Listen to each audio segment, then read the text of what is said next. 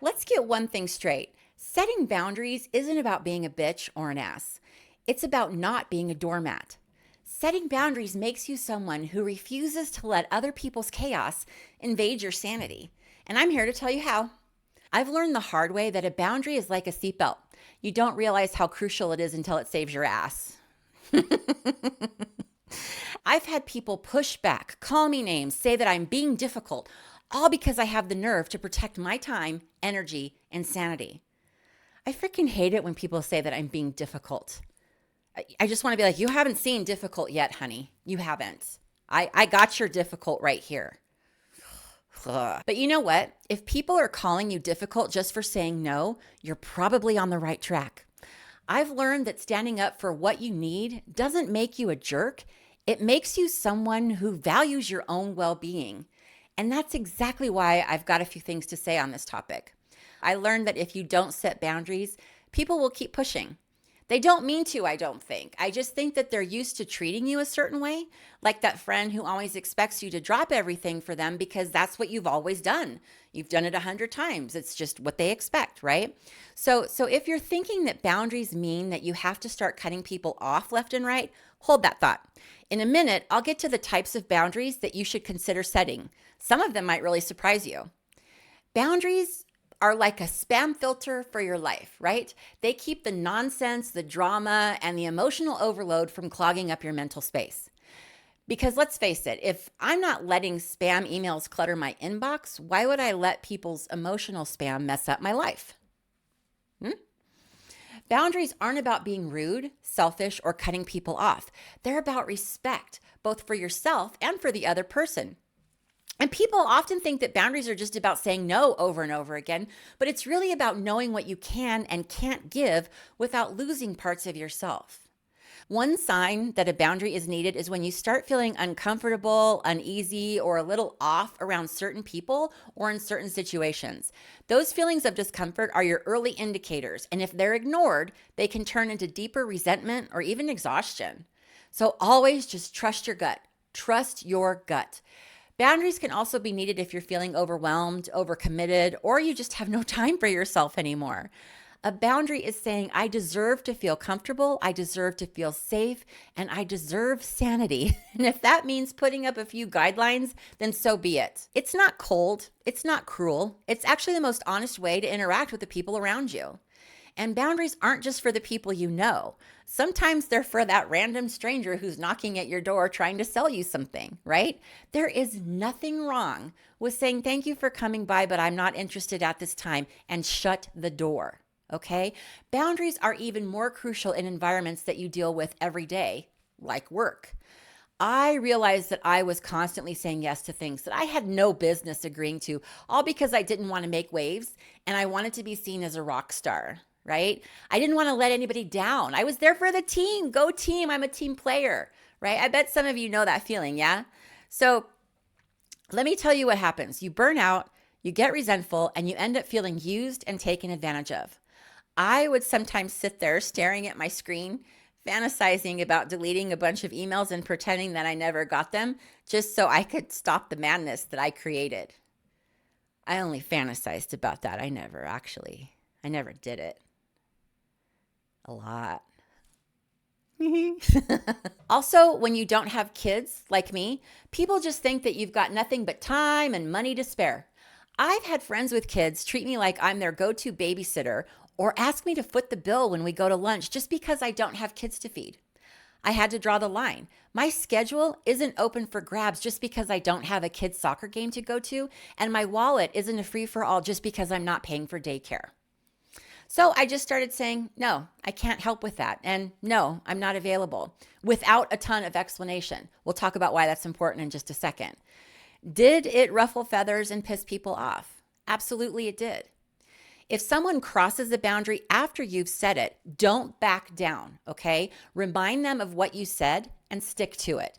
Boundaries only work when you reinforce them. If you waver when you're enforcing your boundaries, it's an invitation for people to keep testing them. But here's the thing, boundaries aren't set in stone. They can change as your life and relationships grow and evolve. What works now may need adjusting in the future, and that's totally okay. Check in with yourself regularly and don't be afraid to shift things when it feels right. Setting a boundary doesn't mean that you have to turn into some stone cold no machine. It's about communicating honestly. But here's the trick. You have to do it without over-explaining or justifying yourself. You don't owe anyone a 5-page essay on why you can't make their cousin's graduation party, okay? And you shouldn't. The more explanation that you give, the more ammunition they have to try to change your mind. Remember, a simple no closes that door, where a long-winded maybe leaves it wide open. I started with small things, like saying that I'm not working after 6 p.m., which sounds really simple, right? But you'd be amazed at how many people get pissed off when they can't get a hold of you when they want to get a hold of you. And when they'd complain to me, my response was always, I'm not available after 6 p.m. I'll get back to you the next business day. Full stop. No apologies. Some types of boundaries that you might set could be things like time boundaries, like I just mentioned. Don't stay late at work, saying no to weekend plans that you don't want to attend, stuff like that. Then there are emotional boundaries, like not being the therapist friend 24/7. Do you have friends like that? You only seem to hear from them when they need you, right? When they need to talk. But if you need to share something, poof, they are ghosts. They are nowhere to be found. Whew, those people, emotional vampires. Physical boundaries are another type of boundary that you might set. Things like personal space, hugs, unwanted physical affection. Like, I can't stand it when I'm at the counter, like at the grocery store or something, and like the person is like right there, really close to me, like the next person in line. I can't stand it. They're like in my personal bubble space. So I have been known to say, excuse me, can you take a couple of steps back? Or the guy on the airplane that like spreads his legs wide open, or the bus or the train or wherever you're sitting next to someone and they just spread their legs wide open like they ain't got a care in the world. You know who I'm talking about. I know you do. Also, and this is a big one for me, don't make your kid hug me. If your kid doesn't want to give me a hug or shake my hand or whatever, don't make them. They are learning to set their boundary and you're telling them it's not okay. Stop it. I also have a few communication boundaries that I've set, like I won't answer calls or texts immediately, or I'll stop toxic conversations that are making me feel bad. Intellectual boundaries are another type of boundary, and this one says it's okay to disagree with someone and still respect each other. Think politics and religion. If someone is constantly pushing their views on you, it's okay to say, I respect your opinion, but I'm not comfortable discussing this any further. Done. Right? Dunzo. Some people need time boundaries because they're overcommitted, while others need emotional boundaries because they've become the therapist friend. Know what drains you and start there. Okay?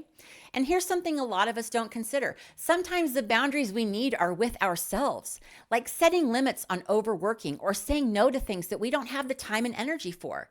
Remember, boundaries aren't just external. Self-boundaries keep you from burning out and help you stay true to what you need. Here are some phrases that I have used in the past that get the job done, okay? Phrase number 1, I'm not comfortable with that. Done. Or, that's not going to work for me. I won't be able to make it, but thanks so much for thinking of me. And my personal favorite, no thank you. That's it. Done.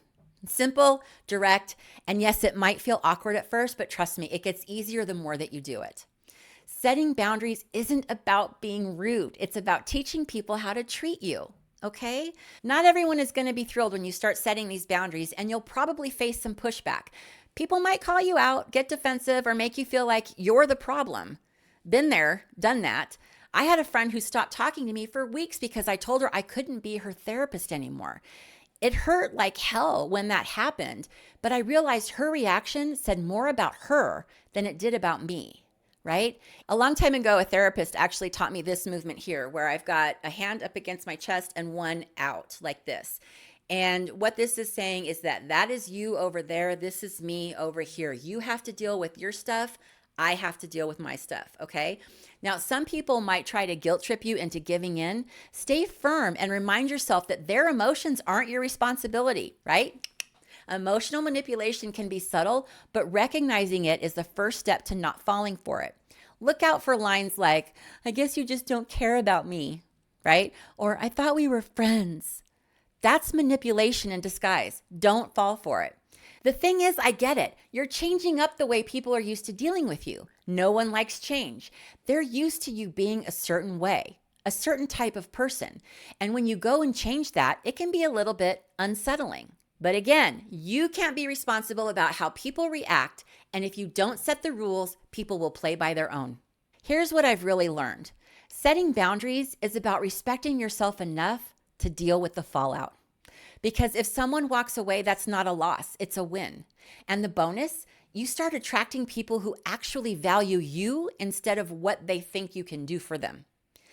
Boundaries aren't about being harsh or cold, they're about being honest. So honestly, setting boundaries did make a few people disappear. But you know what? It was like cleaning out a closet full of clothes that just didn't fit me anymore. Sometimes people won't like it, and that's okay. You're not setting boundaries to make other people happy. So, what's one boundary that you've been hesitating to set? Let me know in the comments. I would love to hear what's been holding you back or how you've dealt with pushback before. Let's keep this conversation going because boundary setting isn't a one-time thing. It's an ongoing process. And if this resonated with you, hit that like button and subscribe. There's plenty more to come on owning your life unapologetically. Thanks for being here today. I'll see you in the next video.